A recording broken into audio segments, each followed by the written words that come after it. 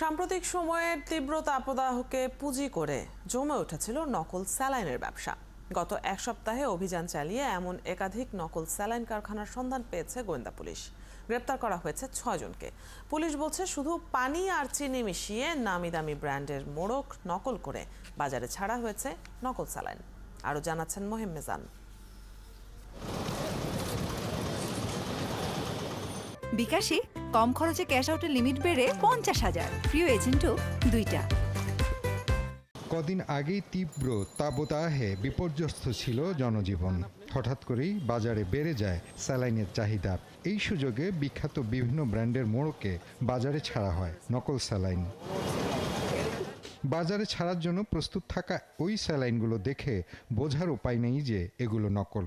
গেল কয়েকদিন পুরনো ঢাকার বিভিন্ন এলাকায় অভিযান চালিয়ে বেশ কয়েকটি কারখানার সন্ধান পায় ডিবি। মূলত নামি দামি ব্র্যান্ডের শিশু খাদ্য নকল করত এই চক্র।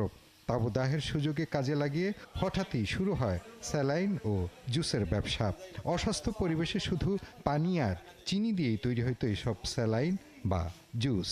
বাচ্চা শিশুরা যে খাবারগুলি খায় এগুলি আসলে আমরা পানি শূন্যতা হলে অথবা আমাদের প্রচণ্ড তাপদাহে যখন এগুলি ডায়রিয়া হয়, শরীর থেকে ইলেকট্রোলাইট বের হয়ে যায়, তার ঘাটতি পূরণের জন্য এগুলি খাওয়া হয়। কিন্তু দেখা গেলো এগুলিতে ইলেকট্রিক্যালের জন্য ঘাটতি ইমব্যালেন্স হয়ে যায়। ইমব্যালেন্স হয়ে গেলে কিন্তু তখন তার শরীরে বিভিন্ন অঙ্গবতে বিভিন্ন রোগও দেখা দেয়।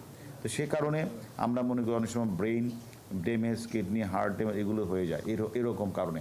এবং তারা কিন্তু আমাদের কাছে স্বীকার করেছে যে তারা যে এইগুলি তারা যে অনুমোদন নেই, তারা যে নিজেরাই কারখানা বানিয়ে এগুলি বানাচ্ছে, এগুলো তারা কিন্তু আমাদের কাছে স্বীকার করেছে। গোয়েন্দা পুলিশের অভিযানে বেশ কয়েকটি নকল শিশু খাদ্য তৈরির কারখানার সন্ধান মিলেছে। মারাত্মক ঝুঁকিপূর্ণ পরিবেশে নকল কেমিক্যাল দিয়ে তৈরি হচ্ছে শিশু খাদ্য।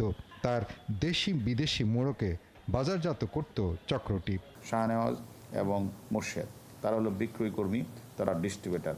যদিও শাহনেওয়াজ সে প্রাণ কোম্পানির ডিস্ট্রিবিউটার, কিন্তু সে যখন এইটা ডিস্ট্রিবিউশনটা করে তখন সে ওই নকল মানে আনোয়ার হোসেনের কারখানা যে শিশু খাদ্যটা সে নকলটাকে সেখানে বিক্রি করেছে, তাকেও সেখান থেকে একটা বড় আকারের পার্সেন্টেজ দেওয়া হয়।